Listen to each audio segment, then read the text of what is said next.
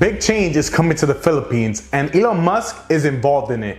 This change is deeper, smarter, and most people have no idea what's really going on. If you care about the future of the Philippines or just want to understand what Musk is really up to, watch this video until the end. You don't want to miss this. But first, let's ask the question that's probably already on your mind. Why the Philippines? Out of every country you could focus on, why here? Why not countries like Malaysia, Indonesia, or Thailand? They've got bigger economies and more developed tech scenes. So what is he doing? It just doesn't add up unless there's more to it than what's on the surface. Here is a spoiler alert. There is more, a lot more. And after spending 2 weeks researching this, it may flip your perspective entirely. Elon Musk, born in South Africa, isn't your common CEO. He's a tech guy who's built empires in electric vehicles, space exploration, brain-computer tech, and even social media. From Tesla and SpaceX to Neuralink and what used to be Twitter, this guy doesn't just follow trends, he is now creating them. In 2022, he bought Twitter and flipped it into X, his vision for a super app that champions free speech and next-gen digital innovation. Some say Musk is our generation's Steve Jobs. Others compare him to Henry Ford.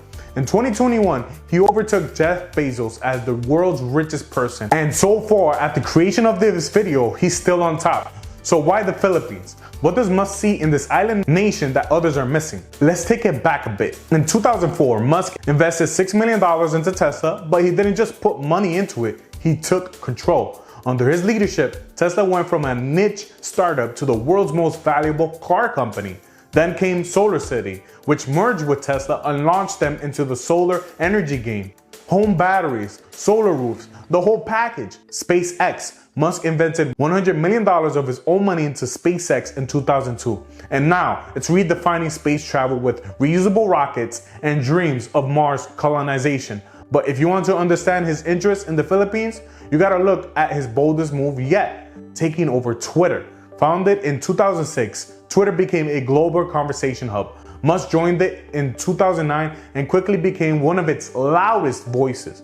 But in 2022, he made a quiet power play, buying 9% of the company's shares. Twitter's board offered him a seat. He said no, then boom, he offered to buy the whole thing at $54 a share. Twitter resisted, but Musk didn't flinch. He secured $46 billion in funding, and after months of legal battles and headlines, he took control on October 28, 2022. Not long after, he renamed it X, the first step towards his super app, a single platform for banking, shopping, and more. Now, here's the real twist. What does all of that have to do with the Philippines? If you followed Musk long enough, you know his moves always have layers. His projects might look simple on the surface, but there's always something deeper going on. So what is he really chasing in the Philippines? What's the bigger play here? When you trace Musk's path through tech history, you notice a pattern. He doesn't just buy companies, he rewrites the rules. So when he fought tooth and nail to own Twitter, you got to ask, why all the drama? Why not just cut the check and move on? Unless maybe it was never just about Twitter. Maybe he's running the same long game in the Philippines. Here's the thing, Musk doesn't invest. He takes over. From PayPal to Tesla, from SolarCity to SpaceX. He enters industries, flips them inside out, and walks away owning the future. So now, here's the $1 million question. Is he trying to do the same in the Philippines? Is this about innovation or control? Could it be eyeing public infrastructure, ready to turn national assets into corporate gold mines? Let's zoom in on what's really happening in Southeast Asia. You probably heard the news. SpaceX is setting up shop in the Philippines to roll out Starlink, a satellite-based internet service. And get this, the Philippines is the first country in the region to get it. Not Malaysia, not Thailand, not even Indonesia. The Philippines. That's huge. Why? Because the Philippines isn't just one landmass. It's over 7,000 islands, remote, scattered, and hit by typhoons every year. Building internet infrastructure here is a nightmare, but with Starlink, suddenly, lightning-fast internet could reach places where there were only radios and sketchy signals before. It sounds like a tech miracle, but don't get too comfortable. There's another side to the story. Yes, Starlink is the shiny headline, but underneath that is another reason Musk might be circling the Philippines. Labor. The average Filipino worker earns around $500 a month. For someone like Musk, that means low overhead, cheap operations, and juicy profit margins. So here's the uncomfortable question. Is he really here to empower the Filipino people, or is he here to extract value from a developing country? And don't forget, there's also the politics. The Philippines has a political system eerily similar to the US, where money talks and powerful backers shape the rules. Now, imagine Elon Musk, yes, that Elon Musk, stepping into this setup with his enormous wealth and global influence. Could he bend policies in his favor? He may have done that in the US, so what's stopping him from doing the same here? But it's not just about satellites and cheap labor. There are rumors that Musk is eyeing the Philippine real estate market too. Some say it's the dawn of a bold new future, while others see it as just another billionaire land grab. Picture this. Musk enters the property scene in the Philippines, and suddenly everything shifts. This isn't some small-time investor making a few deals. This is a man who builds empires. His capital alone could flood the economy, push up wages, and create thousands of jobs. More money in people's pockets, more growth, and maybe, just maybe, a real shot at prosperity. But here's the catch. Imagine cities built from scratch, futuristic AI-connected smart homes, underground transit systems, easing traffic, eco skyscrapers, rising over green spaces. Musk has the vision and the Philippines has the potential. It is a combination that could transform the nation's urban landscape and launch it into the future. But let's keep it real. Cities like Manila are already overcrowded. Traffic is a nightmare. Housing is tight and expensive. If Musk's vision includes redesigning how we build and live, from satellite cities to affordable homes, this could be more than just innovation.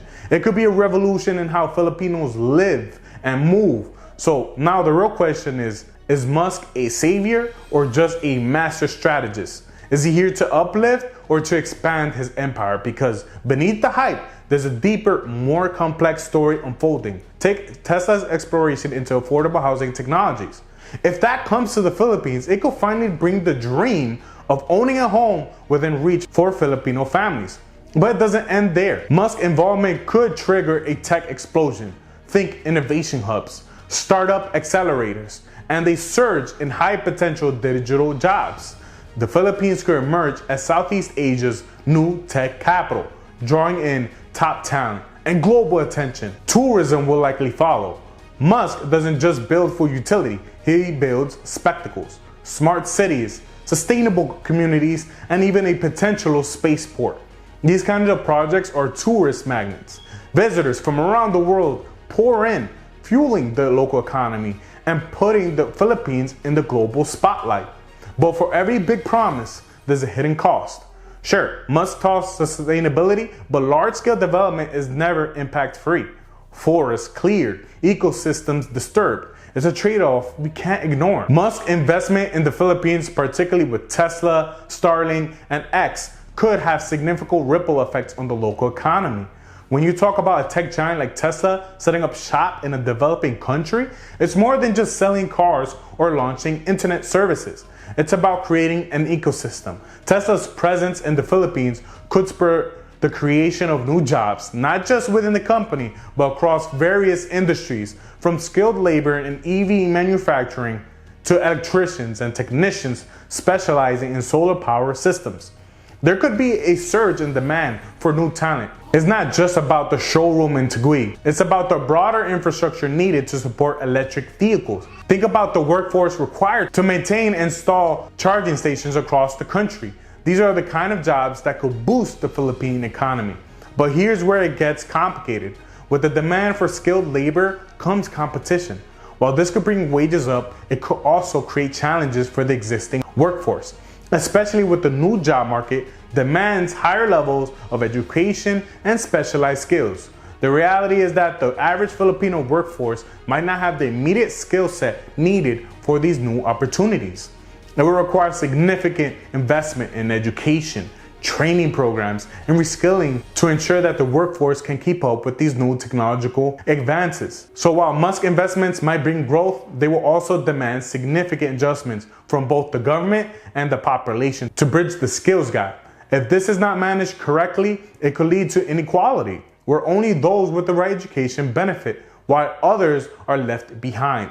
Musk often touts sustainability as a core part of his vision, and that's one of the selling points of Tesla and SpaceX. But in the Philippines, the environmental impact of its projects needs a deeper look. We've already discussed the massive urban development that could come with Musk investments. But what about the long-term environmental impact of those developments? The construction of electric vehicle charging stations, the expansion of Starlink infrastructure, and the potential new real estate projects all require resources. The extraction of raw materials like metals for EV batteries, for example, could contribute to environmental degradation in other parts of the world. Not to mention, large-scale construction, even for sustainable purposes, can lead to deforestation, habitat loss, and increased pollution if not carefully managed. While Tesla's solar initiatives and the Starlink satellites aim to reduce humanity's carbon footprint, the construction side of the operation can be much more complicated. Musk's ambitions could potentially put a strain on the Philippine environment, especially if the development process isn't aligned with the country's existing environmental protection laws and sustainability initiatives. This means that while Musk is seen as a champion of innovation, there are important conversations to be had about how these advancements will coexist with the Philippines' natural environment. The question remains, can Musk's futuristic projects truly be sustainable in a country with such a fragile ecosystem? Infrastructure development in the Philippines has long been a major concern, and Musk's ventures could provide the boost the country needs in this area. With Starlink satellite internet service, there's an opportunity to bridge the digital divide, offering connectivity to remote areas that have been largely underserved by traditional broadband infrastructure. This could be transformative, especially in rural and disaster-prone areas where internet access is often slow or completely unavailable. But there's a catch. While Starlink might bring fast internet to remote islands, the question remains, how will the Philippines' existing infrastructure handle the surge in demand? There's already a shortage of skilled workers in construction, technology, and infrastructure maintenance. The government will need to do its part in ensuring that the existing system, such as roads, electricity, and telecommunications, are ready to support the new projects Musk is rolling out. Otherwise, Musk's investments may create more strain than they alleviate. Additionally, the Philippines has a long-standing problem with traffic congestion, especially in major urban areas like Manila. With more people potentially gaining access to the internet and buying electric vehicles, the issue of infrastructure in densely populated areas becomes even more critical. The government must think about how to accommodate these growing needs while maintaining environmental and social balance.